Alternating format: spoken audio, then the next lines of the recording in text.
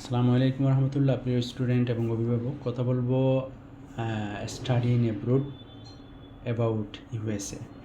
তো বর্তমান সময়ে আসলে ইউএসএর ভিসা প্রসেসটা অনেকটাই জটিল করে ফেলা হয়েছে।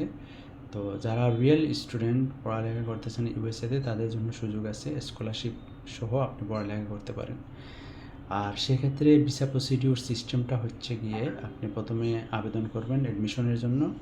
তো অ্যাডমিশনের জন্য যখন আবেদন করবেন, সেক্ষেত্রে আপনার অ্যাপ্লিকেশন ফিস পেমেন্ট করতে হবে এবং সাপোর্টিং ডকুমেন্ট হিসেবে আপনার একাডেমিক ডকুমেন্ট, আইএলটিএসের কপি এবং আপনার স্পন্সরের একটা ব্যাঙ্ক স্টেটমেন্ট লাগবে। সাধারণত ব্যাঙ্ক স্টেটমেন্টগুলো আপনার $40,000 অ্যাবাভ, $40,000 সমপরিমাণ ইকুয়েল করে রাখতে হয়।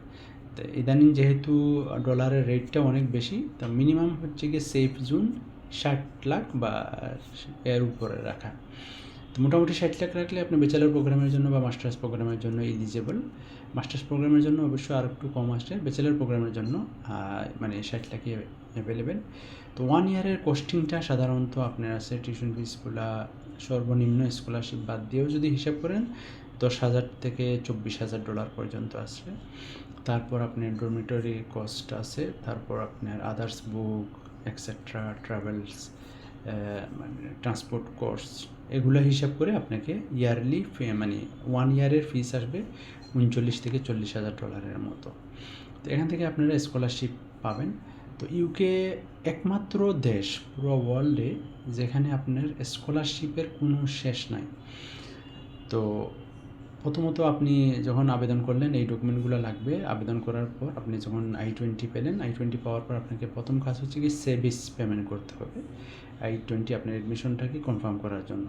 তো সেভিস আসে $350। এটা সাধারণত ইন্টারন্যাশনাল ক্রেডিট কার্ড বা ডেবিট কার্ডের মাধ্যমে আপনারা পেমেন্ট করতে পারেন। সেক্ষেত্রে একটা পরামর্শ হচ্ছে ইম্পর্টেন্ট, চেষ্টা করবেন নিজের ক্রেডিট কার্ড দিয়ে পেমেন্ট করা। যেহেতু $350, সেটা যার মাধ্যমেই পেমেন্ট করেন $350 যা হয় সেটাই আপনাকে পেমেন্ট করতে হবে।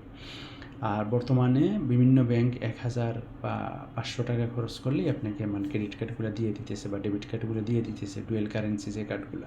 পাসপোর্টে এন্ডোর্সমেন্ট করে নেবেন, সেটা পাসপোর্টে এন্ডোর্সমেন্ট করে নিলে এটা পরবর্তীতে ভিসা প্রসেসের জন্য যে কোনো জায়গায় এটা একটা মানে পজিটিভ সাইন। তো আপনি পেমেন্ট করবেন সেভিসটা, আমাদের পরামর্শ হচ্ছে কি নিজের কার্ড দিয়ে পেমেন্ট করবেন। তো সেভিস পেমেন্ট করার মানে হচ্ছে কি আপনার I-20টা অ্যাক্টিভ হয়ে গেল। দেন আপনাকে যে কাজটা করতে হবে, ওদের শিডিউল অ্যান্ড অ্যাপয়েন্টমেন্টের পোর্টালে ঢুকতে হবে। আর এর আগে অবশ্যই আপনি DS-160টা ফিল আপ করতে হবে। DS-160তে আপনাকে ইম্পর্টেন্ট যে কাজগুলো, আপনার মোবাইল নাম্বার, ইমেল অ্যাড্রেস, 5 বছরের মধ্যে যেগুলো আছে ব্যবহার করছেন সেগুলো অবশ্যই দিবেন।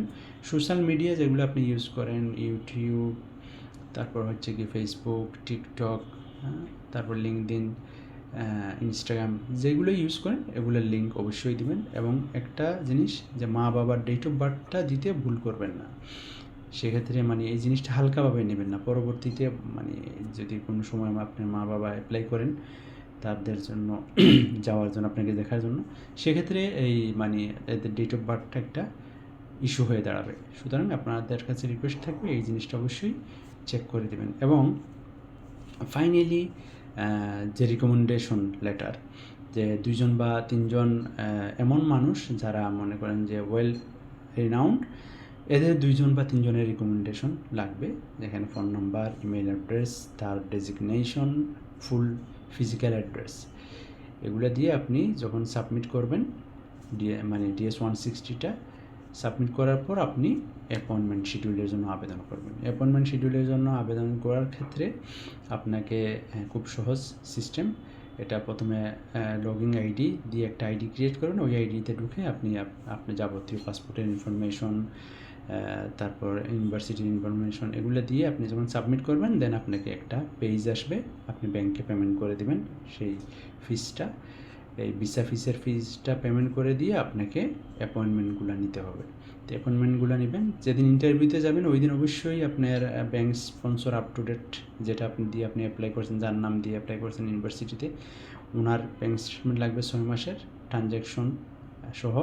ব্যালেন্সটা হতে হবে আপনাকে ওই যে I-20তে রিকোয়ার যে অ্যামাউন্ট, ওই অ্যামাউন্টের মতো। 2 নম্বর হচ্ছে কি আপনি যখন ভিসা ইন্টারভিউতে যাবেন একদম ফ্রেশ হয়ে যাবেন এবং মানে ইন্টারভিউগুলা যাতে খুব সুন্দরভাবে গোছানোভাবে দিতে পারেন সেই চেষ্টাটা করবেন।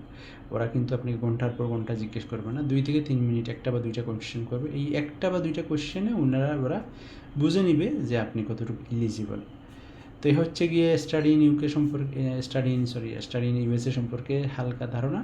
আপনাদের কোনো ধরনের কোয়ারি থাকলে আমাদেরকে নক দিবেন, আমরা অবশ্যই আপনাদের অ্যান্সার দিতে প্রস্তুত থাকব। তো আপনাদের দিনটি শুভ কাটুক, ভালো কাটুক। আসসালামু আলাইকুম রহমতুল্লাহ।